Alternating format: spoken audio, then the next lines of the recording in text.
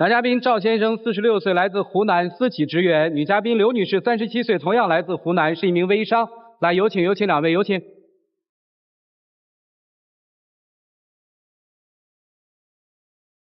欢迎两位哈。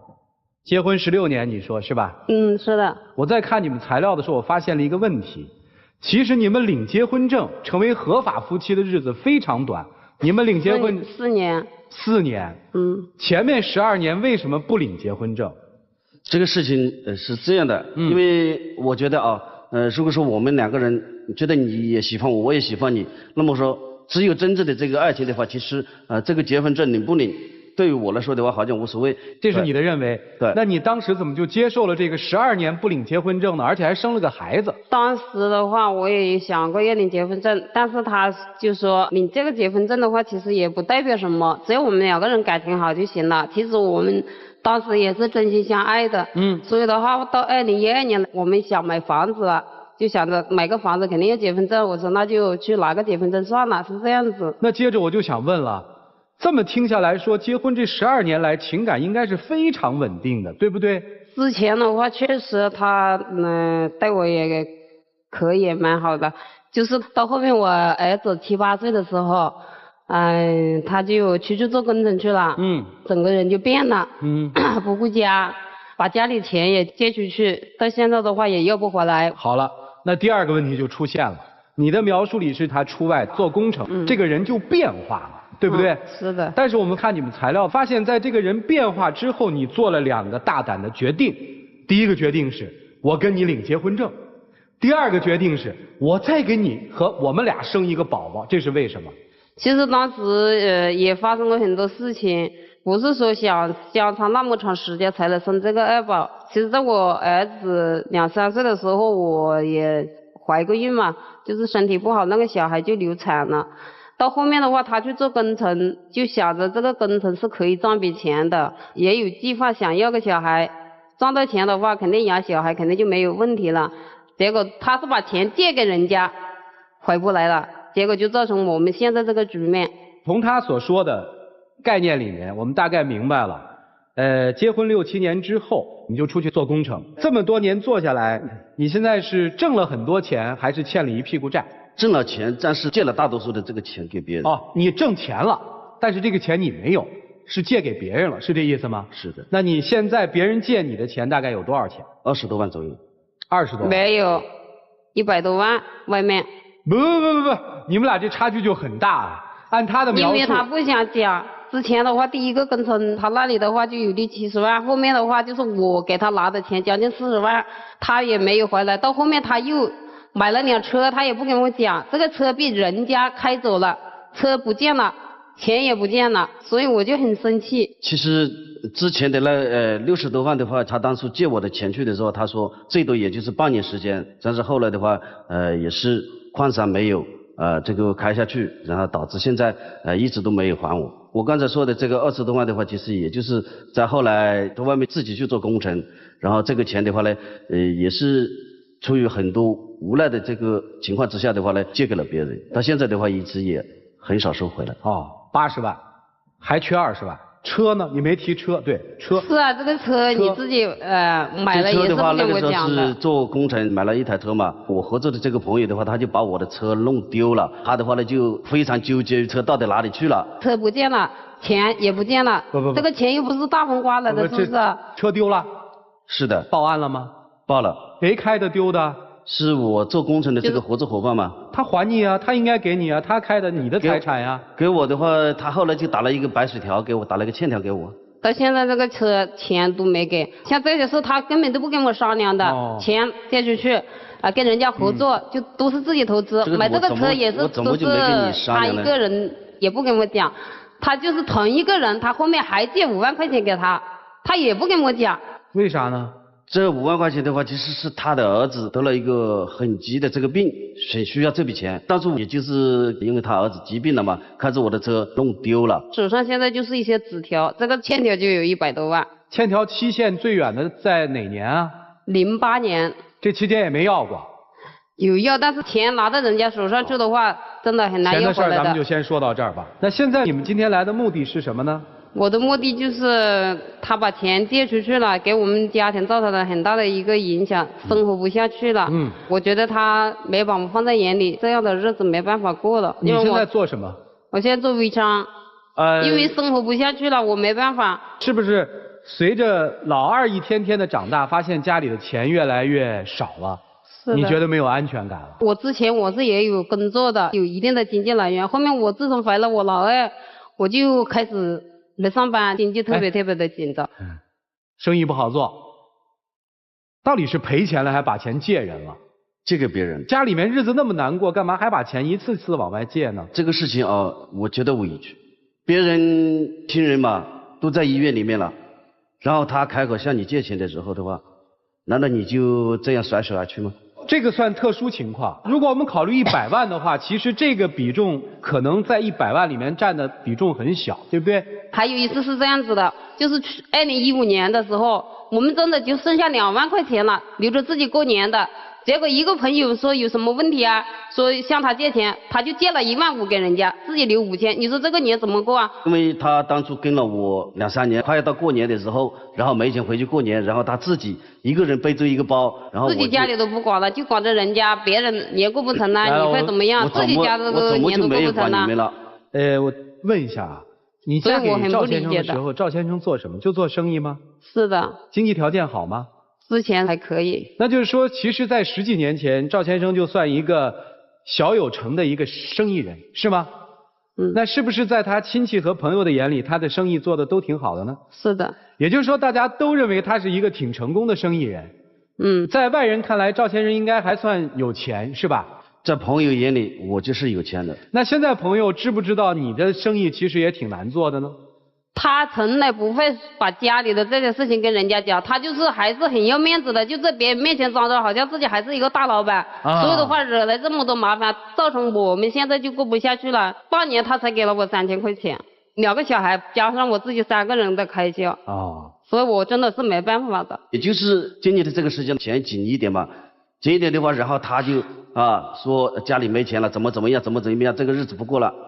本来就是家里的就是没钱，你还拼命的，别人一向你借钱，你哪怕没钱，他会向朋友借钱再借给你。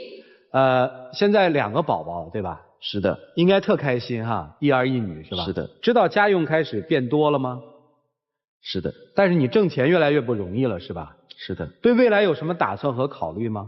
只有自己在全力以赴，像现在目前在北京那边的话呢，也投了一个项目在那里，然后在长沙这边的话呢，也投了一个项目。虽然他们欠我的钱，但是的话我也会我们先不说欠钱这点事儿啊，就是你在北京这么努力，在长沙这么努力，跟你老婆说了吗？说了。她不理解。她也理解。现在赚钱很难的，所以的话你投资出去，你不是说你投资马上这个钱就赚得到，不像我们以前。现在你要知道，2个小孩开销大了，你赚钱少了，你都不拿钱回来，你说我们半年在家里3000块钱，你说怎么过啊？有时候我打电话给他，跟他讲家里的一些事情，他都还不愿意跟我讲，他就说知道了。我能感觉到他那个苦闷。如果你不爱他的话，我相信你不会跟他领结婚证。是的。如果你不爱他，你不会给他生2宝，对吧？是的。如果你不爱他的话，你也不会跟他领结婚证。这就是说，我们家庭面临困难的时候，过去挺好的情感，在物质捉襟见肘的时候，可能过去我们认为对的做法，现在看来都是奢侈浪费了。过去他把60万借给别人的时候，你也没觉得什么吧？是不是？现在是捉襟见肘了，不知道怎么办，你心里又特委屈，是吧？你觉得你也挺努力的在干，对吗？对。然后朋友的面子还要维护，是吧？对。这可怎么办呢？老师们，你们看怎么办吧？来，我们一起进入丘比特问卷。我觉得太太这边，其实你是非常爱她的，但是我知道，当你付出越多，你就得到更多的回报，所以信任危机发生。我认为夫妻只要有信任危机，就会进入真正的难处。但是我必须说，患难才见真情。你以前跟他是非常顺遂的过来，但是今天这是一个难关，我要劝你们一起度过。所以我要讲第2个问题，老公，我知道你的委屈，你做生意的朋友有通财之意，你以前借钱给别人，现在人家再跟你借，你总不好说我没钱，对不对？所以打肿脸充胖子，你要面子，你老婆要里子。如果面子跟里子都有，才是美好的人生。但是如果面子跟里子只能选一个，你选面子还是里子？我觉得你的老婆现在这个警讯也是对你的保护，否则你把钱全部借光，你们家孩子吃什么？再次赢得他的信任，先顾里子，再顾面子，先顾老婆，再顾朋友。我觉得你们可以度过危机的。加油！好，谢谢国伦兄，谢谢。对很多女人来说，结婚证有时候不是只有一张纸或不是一张纸的问题。结婚证就是承诺、保证跟安全感。我们可以有一天两愿解约，但是你愿意先跟我签约，这是一个诚意。我倒很好奇，先来问问咱们赵夫人，请问在教孩子这件事情上，你老公挺你吗？他不管的，有时候我打电话，我说你还是要多打电话给儿子沟通一下。你希望他管一点，对不对？我希望他管小孩，但是他就说你这管就可以啦，一个学期大概就是2、3个电话这样子的。明白，大哥，为什么我要问这个问题呢？因为除了那纸结婚证啊，女人的第二个安全感来自于你怎么对待我和对待孩子。不然的话，我们怎么知道你爱不爱我呢？很多男人都说啊，我爱你，我很爱你，我真的觉得你好重要。但是呢，孩子的电话一个学期没打几次，然后我需要你的时候，你都在帮朋友。其实，与其说你老婆很在意钱，更重要的是，她很在意你对她跟孩子完全没有你对别人那么好。其实也没有，其实我觉得孩子的话，家庭的话，由他去管的话，我作为一个男人的话，有一个这个安全的这个后方。男主外女主内的意思就对了。所以说我就想全部放他去管吧。你说的男女分工，男主外女主内，你是你的，我是我的，你的工作归你的，我的工作归我的，那就不叫家呀。家是我们一起经历很多共同的成长，家是一个生命共同体。你不再是你，他也不再只是他，你们变成了我们。所以你的事儿也是他的事儿，他的事儿也是你的事，这样你了解吗？你们可以有分工，但是必须要商量。你做的事情要跟他报告一下，他照顾孩子有什么需要你帮忙的，也会跟你汇报一下。这个汇报不表示我要干预你的工作，而是我跟你分享我的感受跟需要，这才叫做家。我只问你一件事，如果你再继续顾朋友，老婆真的要跑了，你会担心吗？我觉得如果朋友或者是朋友的家人遇到了生命危险的话，那么我还是会。好，那他们如果没有遇到生命危险之前呢？那么从今天开始怎么样？再也不做了。记得你说的，你有很多朋友，但是你只有1个老婆跟2个小孩。所以请你先顾好，只有你赵先生能顾的，其他人也要让他们的家人跟他们其他的朋友有这个爱心跟机会去付出。你不能包山包海，就是不包你家。你得要先顾好唯一的老婆，唯2的小孩，其他的都是次要的。同甘共苦一定是好夫妻，但能同甘不能共苦，这是假夫妻。反过来，如果能够共苦却不能同甘，这是最可惜的。生活当中有很多人像丈夫一样说这样的话：结婚证不过是一张纸。的确，结婚证就是一张纸，但是人的这辈子好像也就那么几张纸。出生证明、工作证明、学历证明、结婚证明、离婚证明，又或者是死亡证明，的确是纸，但纸背后的意义其实很重要，是你对于这张纸的尊重。而你们之间的事情恰恰证明了，结婚证重不重要？其实很重要，但是你们俩从来没有尊重过这张纸。丈夫说，如果感情好，要这张纸干什么？对，对于那些真正笃定了要在一起好的人，确实只是一张纸，但谁又能够保证在生活当中不会去懈怠？所以才有时时刻刻的让这张纸来警醒自己，我是个结了婚的人。你们俩很奇怪吗？好的时候不打结婚证，当不好的时候，你们反而打了结婚证，反而要了孩子。在我看来，这都是不尊重结婚证的表现。在最开始的时候，你们没有给对方保障，也没有给自己的孩子保障。结婚证有的时候就像身份证明一样，不是要证明你们是夫妻，是让你们更好的在这个社会上生存，受到法律的保护。你们连一张纸都不敢领，那么你们敢面对什么呢？事实证明，到后来当经济条件出现状况的时候，你们领结婚证，但这个时候领结婚证只是为了挽救，只是为了告诉你12年了，我们终于领了结婚证，你不要在外面做生意，不管家里。在这个时候，结婚证已经成为被你们利用的一纸道具，所以你们从来没有尊重过这一纸公文。所以说，就不要那么潇洒的说，反正感情好就不需要领结婚证。其实恰恰因为人有的时候因为情绪，因为生活的起起伏伏，会导致到自己懈怠、悲伤，又或者是恍惚，所以有的时候人生当中需要这些证明。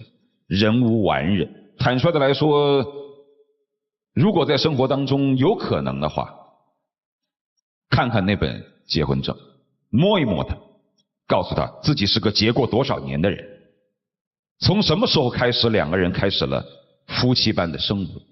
这样的话可以时时刻刻警醒自己身上的责任，而不会像你那样整天想着去帮别人，却忘记了自己本应该承担的责任。谢谢。题外话，看到很多大概就是谁生病了，大家筹钱帮助这个人，什么亲戚朋友。我一直在想这个问题，其实你与其这样，不如大家多做一些商业的关于这一部分的保险，因为那个时候你会发现，你一年拿出几千块钱来做的保险，真的碰到事情的时候，它给你带来的不是几千块钱，会让你在整个的财务上面没有那么困顿，大家治起病来很方便。这是第一个呼吁，我觉得这个非常重要，就是我们很多人忽视了它。接下来的时间给你们自己好好想一想，他的要求是改变，这个改变仅仅是他变吗？我们一起进入黄金60秒。我做的这些事情啊，我觉得确确实实啊，对于在家庭来说的话，造成的这个一定的这个紧张。那么我希望你啊，对于前面以前的这个一些事情的话，对我一个理解。为什么？因为这些事情的话都已经出现了，都已经我觉得已经过去了。那么说我对于这些借出去的这个钱的话呢，我也会慢慢的去把它要回来。然后接下来的话，家庭出现这一个状况的话呢，我也想全力以赴再去赚回来。就算他们不给我，那么说我也会去努力去赚的。所以说，请你还是理解。来，请亮灯。最后提醒一点啊，借条的法律追诉期是2年啊，你得更新啊。但是如果通过今天的节目，通过这100多万的损失，能让你老公明白你是世界上最重要的，他不再瞎折腾了，我觉得也值了，你说呢？好了，谢谢两位，请回吧。来，请关门。这对有着16年情感纠葛的夫妻，在他们婚姻的十字路口，听过老师们的点拨之后，他们会做怎样的选择呢？请开门。